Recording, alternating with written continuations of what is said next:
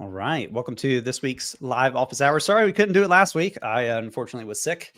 Thought I could kick it. Couldn't. So here we are. Yeah, but we've both been going through our own variety of ailments recently, but glad Everybody to on the jump team's getting on. sick one by Yeah, one. it's going around, but glad we can jump on, make sure everyone's set for tomorrow. Yeah. Uh, Obviously, jump in with your questions as well. Had a couple ideas on things if anyone's curious about general questions, but yeah, happy to Yeah. get into it. Nice. Yeah. I got some stuff I want to kick off. Yeah. Because there's been this big bifurcation, in my opinion, where I've been thinking about this a lot lately, where there's a lot of people talking about AI, but not a lot of people showing AI. Where it's like all the things it can do is like, cool, show me something that it could do for me. And it's like crickets.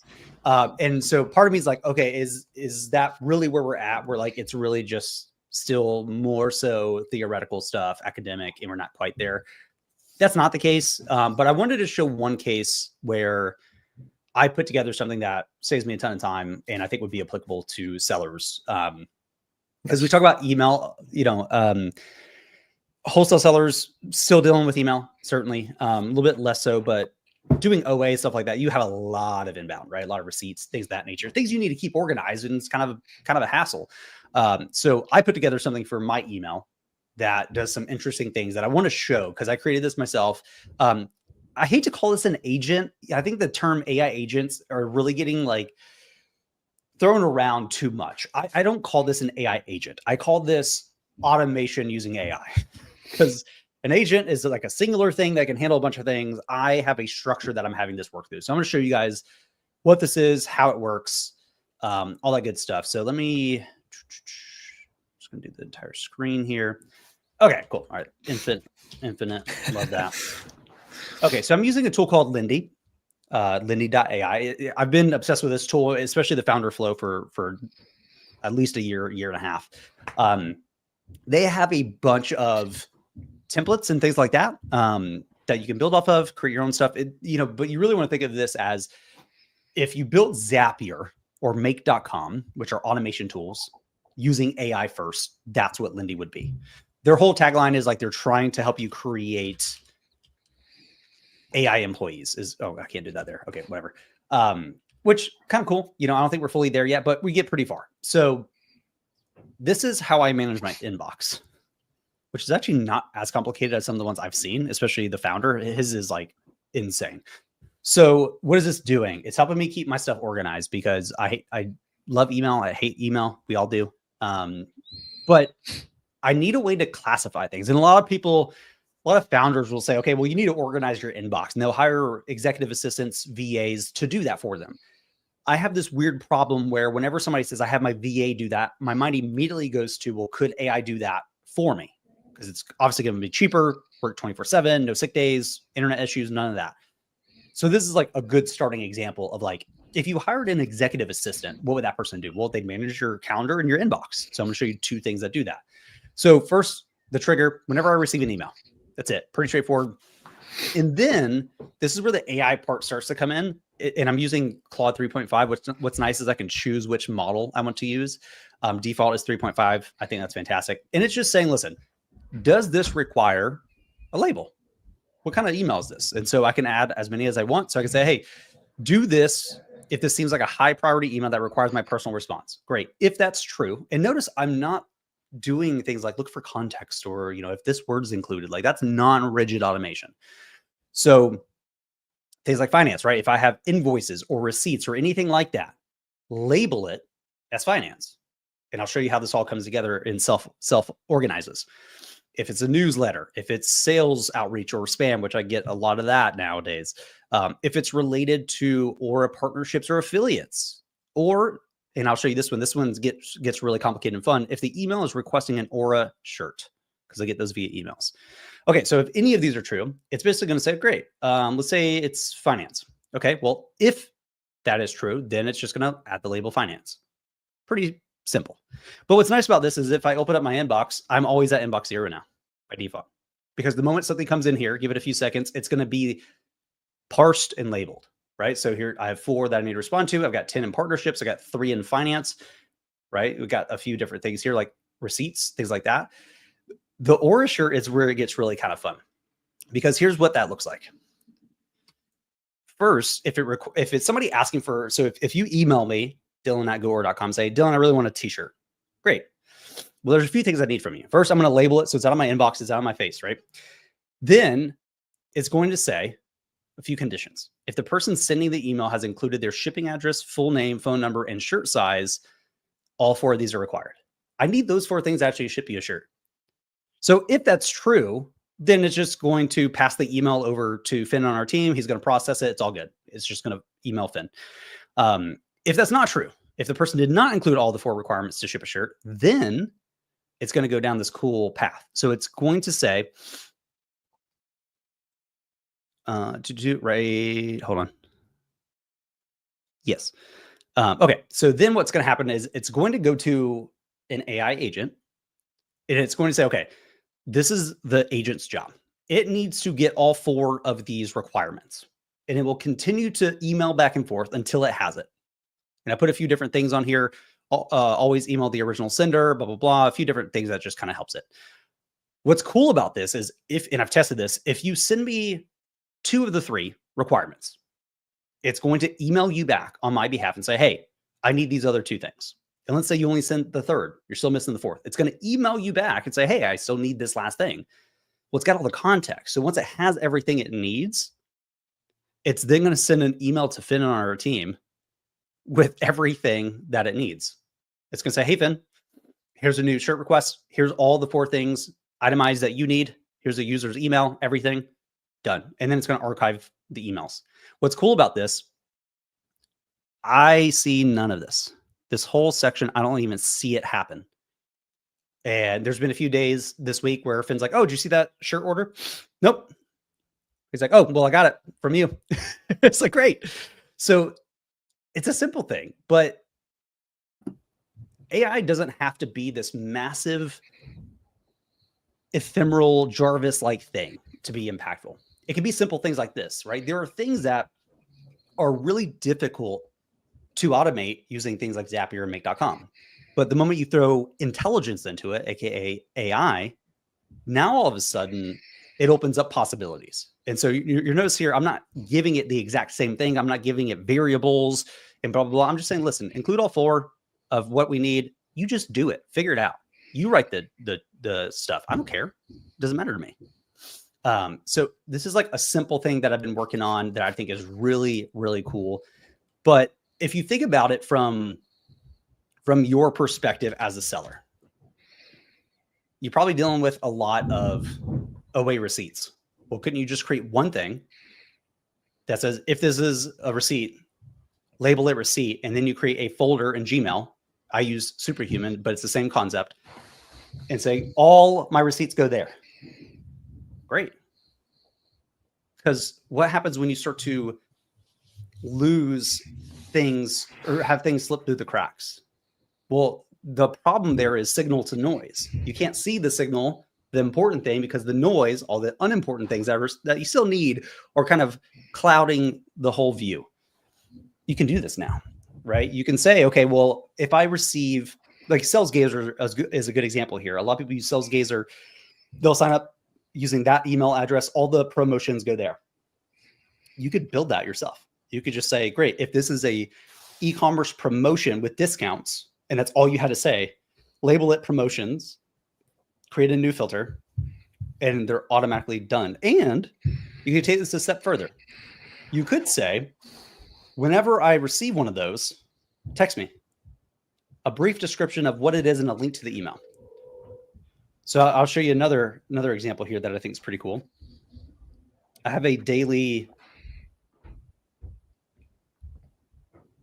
assistant kind of thing. So let's open up Safari again. Daily email summary. So what's going to happen? Every day at 8 a.m., this kicks off. It's going to search all my emails, all my unread emails. Get all unread emails, please. And it's only going to do first 10, right? Nothing crazy. Then it's going to find all of my events, my calendar events for the day. Just get events for today. And then it's going to summarize this. And this is my prompt that I stole from somebody else, because that's what you do with prompt engineering. And then what's going to happen is it's actually going to send me a Slack message once it's done that. So if I go to Slack, let's go to Slack bot here. This is what I get every single day. Morning, Dylan. Here's a summary of your day. For emails, you have 6 unread emails, Clay team, blah, blah, blah. For meetings, you have this, blah, blah, blah. Pretty straightforward. So you could, what's cool is like a lot of this, the information you're going to pull, you could now have it go grab it for you and send it to you. They have a browser action. You can say, great, at 8 a.m., go to these sites, go to these pages, get information from it, and then send that to me in a summarized form that makes sense for me. That's useful. Or whenever I receive an email that matches this kind of criteria in natural language, I want you to text me because that's hyper important. Or if I receive an email stating that I am against or I've broken map agreement policy, text me. Real time. I mean, these things are running 24/7. It's crazy. So there are these little things that still need to get done. I still have to look at my emails, but now I can have this AI system that can help me basically organize it to prioritize. And I don't need, I love when founders are like, you have to get an AI or you have to get an assistant. I'm like, okay, well, what's the assistant going to do? Well, the assistant is going to manage your inbox and it's going to manage your time, like your calendar. Okay. Well, I now have an AI that manages my inbox. And I could, by the way, have it automatically draft responses to emails and give it a knowledge base of like how I respond to certain situations. I don't do that because I don't have that high of a volume. But even on the scheduling side, I just CC Howie on an email. It reads the whole email thread and says, great, you want to meet this week. Here's Dylan's availability. It'll go back and forth with that person as many times as it needs to, and then add the calendar to the event to my calendar. And if the person needs to reschedule, they email Howie, it's done. Now, Lindy can do this. So you can set up a schedule Lindy. They have a template there where it's the same thing. You just CC that email address and it does the same thing for you. I just like Howie because there's a lot less configuration that needs to get done. But Lindy is $30 a month and then Howie is $15 a month. So there's like infinite number of things we can do. I mean, if you're doing outreach to brands via email, I don't think you should. I think you should be doing cold calling. You could actually build a Lindy that when you add a email address, brand name, URL, person's name to a Google Sheet, you can say, hey, go research that person that I'm reaching out to on LinkedIn, learn about them, go research the brand's website, learn about that, and then craft a really good email outreaching based on this criteria. I mean, we could do that in 10 minutes. Yeah, and I think it's kind of like the compounding action. Like I think, like you said, everyone sees like whether it's the viral videos or promotional content around AI, and it is massively impressive where it is at this point. But I do think that does, like you said, lead to a misconception as to, oh, it can do everything for you immediately with no lift or no configuration on your part. Obviously, that's the end goal. Hopefully, we do get to a point somewhere in the future where it doesn't take a huge lift. And these few things that you're kind of laying out as examples are great places to start implementing AI because the lift is very minimal, but the impact is pretty huge. I mean, between Lindy and Howie, you really only look at the most important emails. Like you said, you get tons of emails, and Lindy summarized, hey, here's 6 that are important. So by just setting this up, it's able to break through the noise. You're able to focus on what's important and make a bigger impact yourself. So I think, like I said, there's definitely a little bit of a misconception where, oh, AI is just going to do exactly what I want it to. It knows what I'm looking for. We're not there yet. But if you do piece together a couple areas of your day that are a little bit maybe simplified and just plug AI into those areas, that's going to free you up for way more important tasks that are well worth more of your time than just managing emails, going back and forth, scheduling calls, things like that. We are both, as a society right now, I think, overvaluing and undervaluing where AI is. And I'll make sense of that statement. What I mean by that is we are shown demos of it doing incredible things. but it has not yet got to a place where anybody can do that. It's still cumbersome to use. You still have to understand prompt engineering. You still have to understand how to structure things correctly. Basically, the reliability is not there yet. So you can't trust it, which is a big problem, right? Especially in a business use case. But we have that experience where it's like, oh, I could do all these things and then it's really hard and then I couldn't pull it off. So I just stopped and said, and then just basically came to the conclusion, it can't do a lot. It can. And this is where it's undervalued and things like this. And I think what's important is, as a business owner, as a human, you start to write out things that you do in step-by-step formats. So you document, I do X, Y, and Z. Great. Now go and try and solve that specific thing with AI, that one use case. We're not at AGI yet where you can just be like, hey, I just want you to go do this thing, go figure it out. We're not there. But we are at a place where you can have these, I hate to call them assistants, but you can create these automations that are assistant-like. See, I know we have a question here. See, Darren, what was the program you showed for automating your workflow? I need an assistant badly. I'm using a company called Lindy.ai. So LINDY.ai. You can create a lot of things. I just showed like my go-to example. I listen to the founder Flo quite a lot. I like his philosophy on a lot of things, and he's building something incredible here. They are going into companies and like legit building like AI employees to handle entire workloads. So like you can do some crazy stuff with it. I try not to do that. I think I'm more in the philosophy of eliminate as much as possible and then automate as much as possible. Whereas a lot of people just want to automate everything because it's fun, and it's very intellectually stimulating. But then you realize you have so much complexity. You got to maintain the complexity now. And then if one thing breaks, it's a whole ordeal. But you can absolutely do this kind of stuff now. And I think the important part here, again, is not to try and build an AI assistant generally, but say, well, break down the components of what makes an assistant. What would your assistant do? And I read this book because I got it last night, Output Thinking. Great book, by the way. Fantastic. Quick read too, very short. It talks about breaking down the actual outputs of everybody on the team. Not the work. What are the outputs? What's the deliverables? And so if you sit down and say, okay, well, if I hired a VA, a human right now, what outputs would I expect them to do? Write those clearly out and then go and build these mini AI automations to do exactly that, right? I schedule a lot of meetings. Okay, well, Howie.ai does that for me now. My inbox is kind of crazy. Great. AI does that for me now. Now I don't have one AI assistant that does all that, right? I have two things, each one doing one very specific thing. Now I could use Lindy to do even more things. But it gets to a point where, is it really worth automating? There's one case I would love to do, and I'll probably do that as an experiment, but it happens once a month. We get a rent invoice via email. I have to parse it, find it in Linear, extract some data from it, rename it, upload it to a Google Sheet or Google Drive. A lot of that I can pretty much automate, except for finding the Linear issue that's already created because they don't have that integration. But I could do that manually. I could basically say, whenever I get an email that's like this, I want you to extract key information, Slack it to me, rename the file, upload it to this Google Drive folder, and then I can just take over the rest, which is just like add the information to Linear and move it along.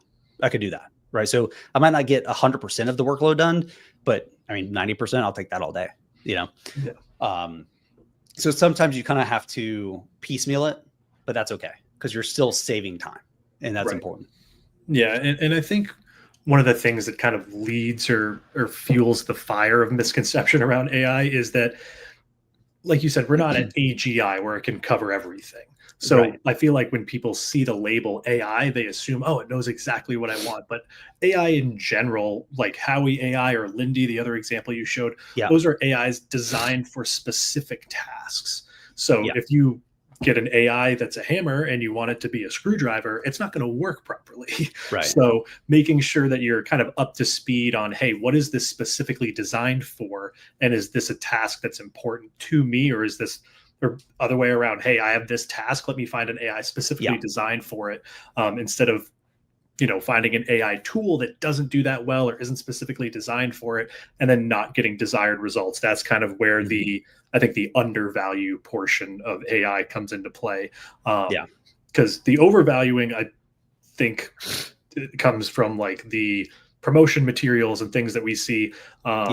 As we know, like demos are specifically designed. So that's going to be engineered to look like it's covering everything. 1,000%. So yeah, I think we are somewhere in the middle there, but there's definitely some great tools that can really make an impact and simplify things for you. So I think it's just about itemizing what are those tasks, which are ones that I want to take on myself, and what are ones that are maybe just very simple, linear 1, 2, 3 step tasks where you can automate and find a tool to take care of it for you. And I think something that will help people use this kind of technology is don't think about handing a workflow over to an AI. Think about handing it to a person. How would you do that? You would probably give them more direction. And so a lot of people go, well, it's AI, I should just be able to understand what I'm saying. No, because a human wouldn't. And so that's all prompt engineering is. It's good communication. And so there's been a big push lately for the people that will get the most out of AI in terms of performance are good managers, because they're good communicators. They're able to distinguish, hey, here's how we define good in this world. Here's what's bad. Here's when you ask me questions, when you don't ask me questions. And so if you can clearly break those things down and define what the outputs are, give examples even. There are times where it's not giving me what I want, so I give it examples. I say, hey, here's what good looks like. Here's 3 examples of what I would expect you roughly to give me. It goes, oh, okay, cool. Now I know exactly what to do. Well, wouldn't a human? Because if I'm working with any human and I say, hey, email me this, what's good or bad? I didn't tell you the key information, but if I say, hey, when this particular thing happens, I want you to email me, and I want these 5 details related to the situation every single time. Awesome. I'm going to get exactly what I want because I communicated that. AI is the exact same way. And so if you can understand it from that perspective, all of a sudden what you're capable as an individual of building goes through the roof, because now you can tell it, because that's what you're doing, right? That's what's so crazy. Like with Zapier, you're using these variables and you're saying, well, I want this and I want that. And then here's my template. And like, it's going to give you exactly explicitly what you tell it to. AI takes a different world where you can say, I can just tell you, listen, I want the data here. And this is the data I'm talking about. It goes, okay, cool. Got you. I might give it some examples for wording, or I might say, hey, I want this to be written really friendly. That's why in the big prompt, I say, hey, you're a friendly AI assistant for a founder. It goes, okay, cool. I'm going to write in a friendly manner. And I say, always start it with good morning, Dylan, because I just like that. It wouldn't do that by default, maybe, but I tell it to do that. And that's like all the things, Right. Yeah, it's way more fun. Definitely. Let's see, Darren. What would be the best way to update COGS across my various softwares at the moment? Doing it manually for 1 Aura, 2 Sellerboard, 3 my own sheets to keep track of pricing. Okay, trying to think of the best route here, because no integration makes this kind of difficult. Here's one route you could take. I would have a master sheet, because your formats for every tool is going to be slightly different. So what you could do is on sheet 1 in your workbook, that would be your master one, right? That's your source of truth. Sheet 2, I would label that Aura, and I would use our formatting. And then you can do what's called a VLOOKUP to grab exactly what you need. So if it changes on the master sheet, it changes everywhere. And then on sheet 3, I would label that Sellerboard and do their formatting. That's probably going to be the best route for not having a bunch of duplicate information. And then you just export the Aura sheet when you're uploading it to Aura. You export the Sellerboard sheet when you're uploading it to Sellerboard, and it's already pre-formatted the same way it should be. That's probably going to be your best bet. But Casey, do you have any other recommendations there? No, that was almost verbatim going to be my recommendation there. Specifically within Aura, Darian, one thing that's helpful is you can use any previously uploaded files as a template. If you click on the 3 dots on the right side of that upload file, once it's processed, you can download that. So for example, if you're only ever updating, specifically in this example, you're using costs, so you don't have to worry about dropping down and filling out or downloading the entire pre-filled template that has too much data, you can simply just download a previously uploaded file and use that. But yeah, Dylan's example of having different sheets within one Excel file for each of the platforms would probably be the best way to cut down on various formatting. Yeah. But yeah, following up on, I see your second question there. We don't currently have a direct integration with Sellerboard. That has been requested, I think, semi to pretty heavily from our customer base.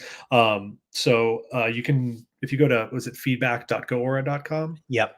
Yes. So if you go to feedback.goaura.com there, Darian, you can search for Sellerboard and upvote that feature request. That just helps us prioritize where to just prioritize work in general and feature updates, things of that nature. Yeah. One thing I'm kind of excited about that kind of ties both these topics together. There are companies that are building, again, they're calling them agents. But like, could you basically just tell it what you want to get done? Right. So this use case here, right? I've got all my costs here. I need to add them to 2 different softwares. Well, you, in theory, in a few months, will be able to basically do that and say, hey, here's the sheet. What I want you to do is go line by line. Let's start with Aura first. I want you to go into Aura, into the web interface, search for the SKU, click into the SKU, update the cost based on what is in the sheet. And then when you're done, do the exact same thing, but in Sellerboard. And here's how to do it. You see where we're going? Like, this is still early. However, the amount of companies working on this, another one's called Induced AI, doing the same thing.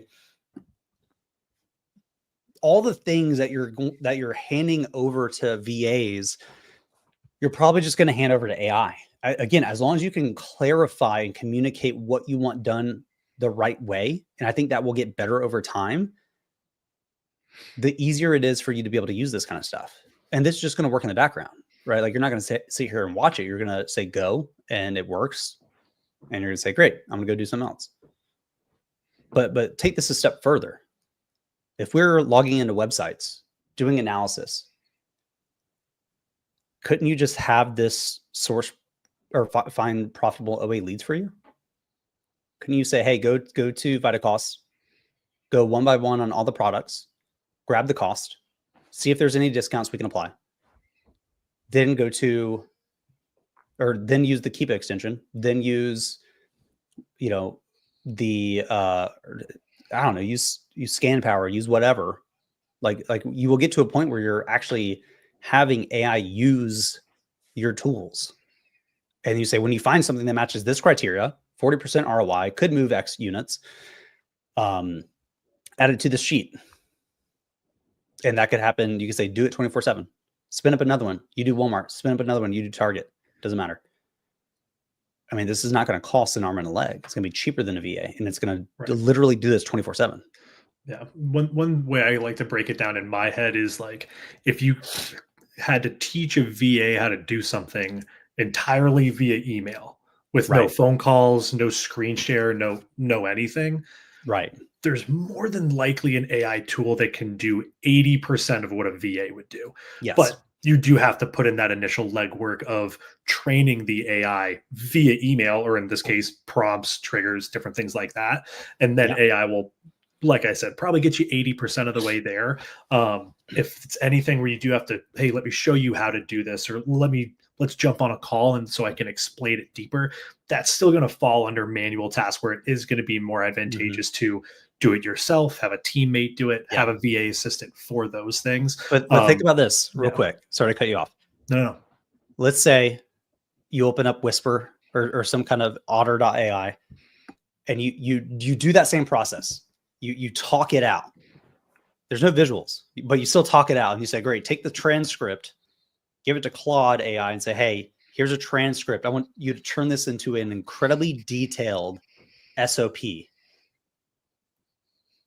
Right? Like this is where it gets interesting. When you break out all the components and you think more holistically, it's like, oh, wait, hold on. Even a lot of that stuff could really help you along. Now, to your point, there are, Howie.ai is a great example of this, actually. I could create that myself using Lindy. I could build it myself. Take me a little bit of time, but I could do it. Or I can go to Howie, pay them $15 a month, have them solely focus on making it better, me do nothing.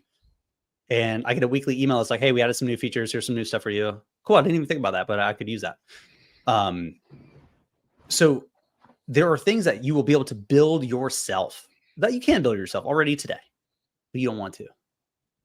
So what's the difference between building it yourself and the company doing it? Well, you're still using the same models and the same logic, but they're going through and doing that prompt engineering, all the logic stuff that you would do yourself.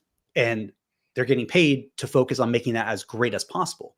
So while we could, in theory, create a sourcing AI agent today, it would be really time consuming. There'd be some reliability issues. I'm only building it for myself. There's a lot of things I'm not thinking about. But what would happen if a company got spun up and said, hey, we're going to build that, but we're going to build that as a software for anybody to use? That's a different situation. And what's interesting is the cost could get lower because economies of scale. It might only cost $100 a month to get access to that because they're only building one instance of it that works. Whereas you're trying to, manipulate and blah, blah, blah, blah, blah, right? It's very time consuming. There's this SKCD, whatever the comic thing is, but it's basically like a matrix for when to automate things and when not to. And it basically breaks down like, how long does the task take you? How frequently do you do it? How long would it take you to automate it? And based on that structure, you dictate if you automate it or if you don't. Well, we're kind of doing this mentally anyways, right? There's things where I'm like, yeah, that'd be awesome to have, but like, I don't want to spend an hour trying to build that thing. $15 a month. Here you go. Done. I just solved that problem. So I think we will start to get to a point where people, the more tech savvy people, will want to build it themselves because they want a very specific kind of functionality. But for everyone else, there are going to be companies spun up that do that thing and they built it for you. And that you just get, it's software as a service, right? You just pay for access to it. And when you don't need it anymore, you stop paying for it. I'm waiting for a company to come out with a true AI executive assistant that does email arbitrage and exactly the way I would want, give it a few rules, it follows its own frameworks, whatever, does it exactly the way I would want. I don't have to build it myself, but it also does like calendar scheduling and all that stuff. Again, I built that and paid for half of it, but eventually you'll have companies that say, hey, our solution is we give you AI executive assistants that you don't build. We do it. We make it better. We keep adding functionality and you just keep getting more value. It's coming. I mean, think about this. This is not a physics problem. This is not even a technical problem. It is technically possible to do everything we're talking about here. Even the OA sourcing agents, that is technically possible. It is just not reliable and scalable because it hasn't been built for that exact use case. But I promise you, if we as a company sat down for 3 to 6 months to solve that particular problem, we could do it. We definitely could. Be some hiccups we'd have to overcome, but yeah, I have no doubt that we could pull that off. But that's the world we're going to. And this is why I harp on it all the time. I'm like, I don't think you guys truly understand. Like, this is not it's coming in a few years and it's only going to be for, Fortune 500 companies that can afford it. No. It is here now. It is exponentially getting better. Like, I can't even predict the next 3 months. It's going to be insane. And it's affordable. I mean, Lindy's $30 a month for up to 3,000 credits. So basically every action has some value of a credit. What? $30? When I first tested them out, it was $100. I was like, that seems a little pricey. And it wasn't reliable. Now it is. And now there's a lot of things they can do that they couldn't do. And now it's only $30. And it's like, man, the whole concept that Sam Altman talks about of like having a one-person billion-dollar revenue company, you can start to see glimmers of how that would be feasible. We're not there yet. But as an SMB, a small to mid-sized business, like all of us are, there's a lot of things you can do now that you otherwise couldn't do without hiring somebody. And if you couldn't afford to hire somebody, you didn't get those outputs. So now you can. And this is why you need to be, in your evenings, weekends, what have you, you need to be playing with this stuff. I know Tasso on our team, I think it was last Monday or something like that, was like, yeah, so you've been harping on this, and I finally decided to talk to Gemini, and it kind of blew me away to where I had to set my phone down and think for a bit. Yes. And Gemini's not even the best one. Like, dude, I mean, it's incredible. So this becomes a massive superpower for sellers, you know? Yeah, it's awesome. Yeah. And I think one important point you make is it would take you time to build a specific function with AI, and then you'd have to fine tune it. You'd have to optimize it as things come up. You'd have to continue to invest more time. I'm one of the people that thinks time is the greatest resource in the world. So if it does only cost 15, 30 bucks a month to I'm gonna pay for it. have someone automate it. Yeah. But then on top of that, you're obviously paying for the current functionality, but you're paying a team that's solely focused on doing that one function and continuing to make it better. Yeah. So just by doing that, you won't have to worry about, oh, I have to improve this or make sure that this is working right. Or, hey, there's one other thing this could do. That company's going to take care of it for you in the background. When it's ready, they'll let you know via email, like you said, and then you can do the couple tweaks or things you need. So obviously Aura helps increase sales velocity, increase margin, but the main thing is it helps automate a function that would take hours of your day with manual repricing. Eliminates that. That's where I think it's most valuable. Obviously, the buy box, increased sales, that's all a plus side as well. But saving you that time is really where I think it's most impactful. 1,000%, right? Like, you make money when you buy inventory. Mm-hmm. So how many hours could you free up to source more? And then it comes down to replicating yourself. Now, okay, cool. Like, how do I source more? And so when you think through this kind of lens, it really helps you start to chip away at these things to free up more time, because it really should be a positive spiral, right? You find one thing, it's okay, it's taking up this amount of time. I'm willing to give X to automate it, or Y to pay to automate it. I did that. Great. I have that new time. What do you do with that new time? Well, you probably pour it back into creating more time.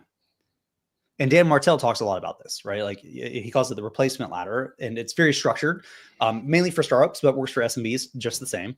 But his whole thing is like, you're hiring people to free up your time to work on the next most impactful thing.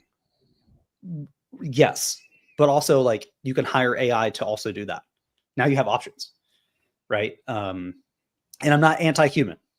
Like, Casey will vouch for me on this. I've always said, no matter where AI gets to, there's work to be done here, and you guys are solid. I promise you.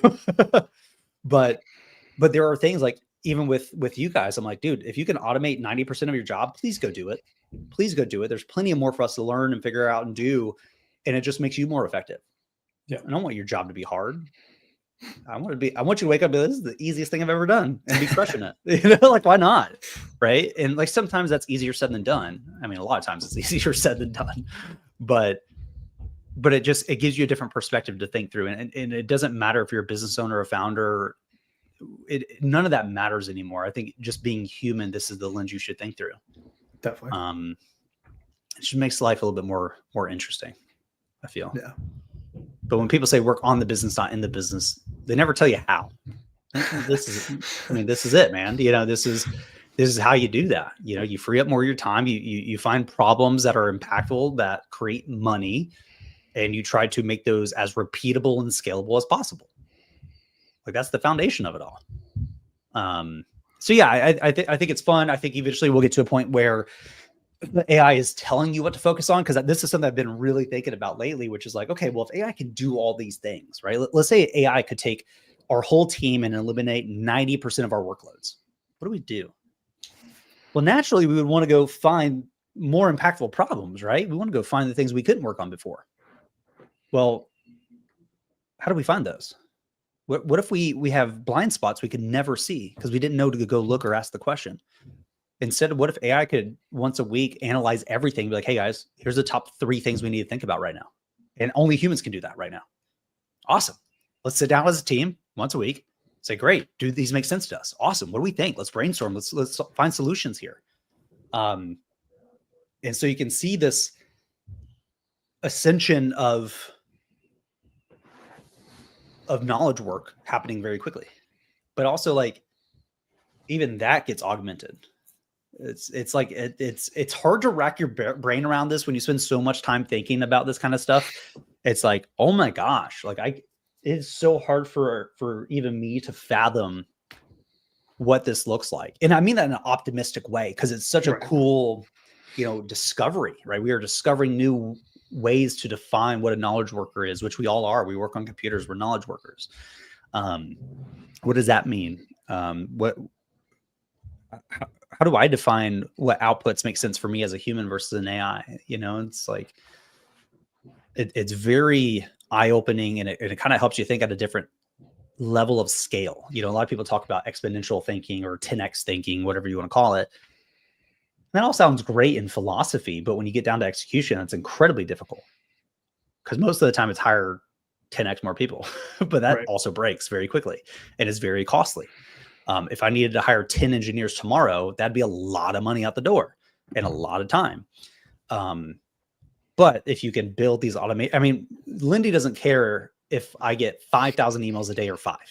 It still works as long as I'm paying them enough. So that's a scalable solution now. And I can go and tweak it and be like, actually, I want this other thing. So it is, I'm at a loss for words is where I'm at, I think. Yeah. I think it's kind of one of those things where, especially you're a great example of this, where you spend so much mind share on it that you get to a point and then you think of another idea and then that silos off, but then does it separate too far from the initial line of thinking, and you're trying to find a way to bring it all the way back to the top? Yeah, man, it is a rabbit hole, but it's one of the most fun rabbit holes, because I wrote a blog post in, I think, 2016, 2017, talking about automation in the seller space, and it was literally just like Zapier automations and these kind of things, but I was thinking about AI to a certain degree, but not in this world, because this type of AI hadn't existed. It wasn't even conceived then. Right. And now it's just like all my ideas I had back then that seemed really futuristic, I could do in an afternoon. And actually, it doesn't even seem impactful anymore. It's kind of like a waste, oh my gosh, man. Things that were automations 8 years ago are now manual tasks again, because it's accelerated beyond that. Yeah. Or it's like one little thing where I'm like, oh, take me 5 minutes, done, move on, forget that it exists, but yeah, there's a lot of fun stuff coming. My stepdad actually finally got into AI, and he's off the deep end. So we exchange tools and ideas as they come across our desk, but every time we share something, we're just like, holy crap, that's something new. Like I saw a demo the other day, this is gonna be meta, where this guy talking like this. He's actually walking around in the back with his AirPods on talking, and it's got him using AI sitting here, matching the lips and everything. So do you even know if I'm actually in the room right now? You get what I'm saying? Like, what? Like, all these things we thought just not physically possible just keep getting knocked down. And it's just, whether, would I use that? Probably not, but it's cool. It's the technical feasibility of it that's interesting. Being able to create content at 10x the scale with far less work, that's kind of cool. I write a lot of our Twitter posts. That's time consuming doing it by hand. Well, I got an AI that kind of helps me. And the quality has gone up, because I'm like, oh, cool. Like, you understand good hooks and things like that. And like, I can train it on good quality content, and I can have a random idea, throw it into the system, and it's like, here's a good version of that. I'm like, man, that would have taken me like 45 minutes to get to, but now it took me 5-10 seconds. Awesome. Let's keep. And now it's like play. I'm like, give me 10 more. Let's keep going, man. I want to pull that roulette wheel, So it's a very exciting time, I think, to be in business, to be working in business. I think everybody, no matter what you do, need to be pausing and looking again at what are all your outputs, what's the work that you do, and finding solutions that handle one of them, all of them. I mean, why not?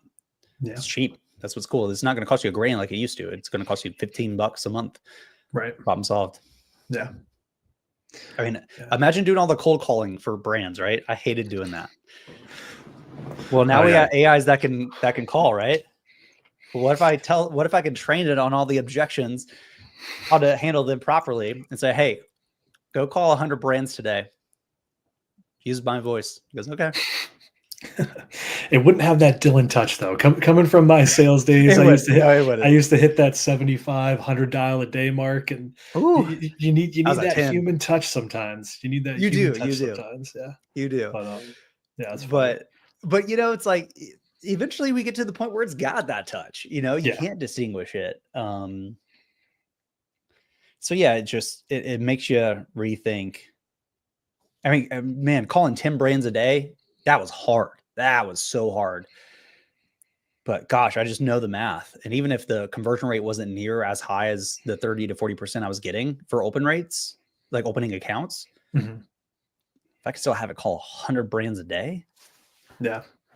build a pretty sizable business on that. Right. Yeah. I mean, obviously there's some nuances to how you would do that, but I might create like a AI agent employee that has like a different name and like just does like an intro call or something like that, and then like patches me in if they are interested or whatever. Yeah, that makes sense. There's obviously like nuances to all this. We're just kind of speaking broad strokes here, but again, it's all this conversation is to get you to kind of, especially with the holidays coming up, it's a good time to pause and reflect and just kind of think. It's so easy for us to feel like we're in the trenches and it's just like work, but you need to be able to pause and re-strategize and find interesting solutions. That's why I test all this stuff. Some of it I'm like, that's a great demo, like we were talking about. Then I use it. I'm like, oh, that's because it's a demo and we're not there yet. Okay, cool. But now I know really where we're at, state of the art for some of this stuff, and I know what's possible and what's kind of not possible. Yeah. And just having that level of reality check lets me know, okay, well, we're probably 3 months away from this being real. I need to think about that because 3 months goes by relatively fast. Mm-hmm. Yeah, really fast. Definitely. And Darian, just, we have not been ignoring your last question there. Sorry, I was geeking out. No, we were both going off there, but Darian, right now we do only have a closed API, so we don't have open API access to kind of build tools on top. I believe that has been requested. I won't comment on whether that would be something that'll happen or not. I'm not in those conversations. I'm not a coder myself, so I'm not sure what that would look like. But that's another thing that if you go to the feedback.goaura.com, you can upvote that. If you want to provide some context around that request as well, you can add a comment there as well. Yeah, we'll say we are able to technically do it. To Casey's point, it is a closed API, so an API does exist. We have not exposed that quite yet because there's a lot more involved in how we do that from like an auth standpoint, things of that nature. But it is a conversation we're having internally. It's just relative to all the other feature requests we get, it tends to not be necessarily at the highest. That does not mean we won't do it, but we have a lot to get through before that. Definitely. And I know it's the day before Thanksgiving here in the States. So I kind of anticipated this being a little bit more lax of a conversation, which is why I'm letting us just kind of geek out and have some fun. But I'm trying to think if there's any news on the AI front. Nothing too crazy right now. Yeah. I haven't seen any I haven't seen any news or updates things. You tend to be one of my main sources for that. But just on the repricing front, someone came in with a good question that I'll just put out there to whoever maybe listening or watching was, does Aura take into account discounts, promotions, things like that are being offered on Amazon? Obviously, Black Friday, Cyber Monday coming up tends to be a discount offer promotion heavy time of year. Aura does not take those into account. That data is not sent to us from or via our API connection with Amazon. So Aura will operate and reprice based on the pre-discounted price. So if you yourself are offering a discount, you want to make sure you set that up in Seller Central and then just take that into account when you're setting mins and maxes. If Aura does go down to, let's say, for example, your min, but then there's a discount on top of that, your item could sell below that set min. So just some things to keep in mind. Might recommend implementing maybe some min prices in Seller Central that line up with Aura just so that you can kind of have that extra safeguard there. But thought that was a pretty good question, just something to be thinking about when you or your competitors may be offering discounts. Additionally, sometimes Amazon themselves will offer a discount on top of your offer. So just keep an eye out on that listings page. It's usually in green text. Amazon will alert that there's an Amazon or a discount provided from their end. But thought that might be a good thing to mention given the time of year and the next few days coming up there. Yeah, great idea. I just had a random idea too. There's a big push for OA sellers creating their own databases of leads, right? Things that they've purchased. I'm going to dig deep into these. A lot of them are basically spreadsheets, right? Which nothing wrong with that, or database. But you have to manually go through each one and check prices, currently, all that stuff. Building a web scraper is actually really cumbersome, especially if you need to build something that's generalizable across a bunch of different sites, because you're really explicit. Like, here's the exact UI element of where the price is. AI doesn't need that. It can actually parse through it. So if anybody is listening and they are building in this space, please hear me on this, because I think this would be huge. You could easily use Lindy as the back-end automation. And just as long as the person includes the product link, you can say once a day, go to that page, grab the current sale price and update it in the system. That alone would be massively impactful. And you could do this yourself, right? You could do this in Lindy. Let's say you have a Google Sheets with all your stuff, all the OA things you purchased. And you just say, great, I'm in one of the columns is going to be the address, the URL for that product on whatever site. Set up a Lindy that triggers once every day in the morning, night, whatever. For each one, go to that page, get the current price and update the cell that says current price. And then what's nice is you can run some auto calculations and say, hey, analyze this. And whenever something is profitable, send me an email with a list of them and some key data points, or have it pre-sorted, whatever you want to do to make it simple. But it's stuff like that you can do now, right? When I say, like, I talk a lot about the rise of like the exponential seller. And a lot of people are like, well, what does that mean? Like, I'm still trying to refine it, but it's basically you're utilizing tools like AI intelligence to scale faster and operate very differently. And this is one use case of something you could build yourself and it wouldn't cost that much. That would, like, nobody else has unless they go and build it or the companies build it. But it doesn't seem like they're really thinking through this lens. They're just like, oh no, here you go. But again, we're democratizing software and what I mean by that is you don't have to wait for a company to go build this for you. You can go build it yourself in an afternoon, and it's meaningful, so it's good stuff.